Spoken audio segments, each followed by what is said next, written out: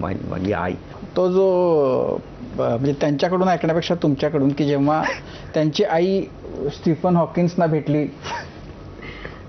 So गौतमचे आई बाबा आमच्याकडे आले होते.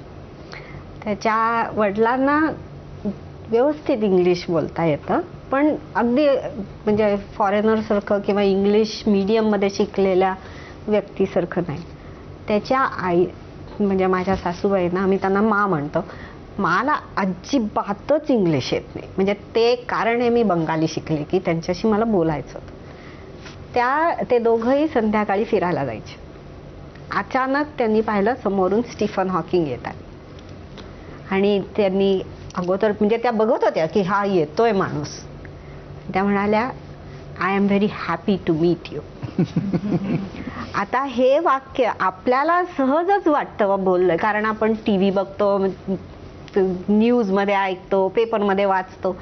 पण ज्या व्यक्तींनी कधी त्यांच्याकडे रेडिओ पण नव्हता, कधी शाळेत गेलेली नाही, तिला हे सगळा अवतीभवतीचा विचार करून हे पूर्ण एक वाक्य बनवणं, किंवा साधी गोष्ट आपण दुसऱ्या एखाद्या भाषेत हे वाक्य म्हणायचं असेल तर आपल्याला किती कष्ट पडतात, हा विचार केला की मग लक्षात येतं की वाव.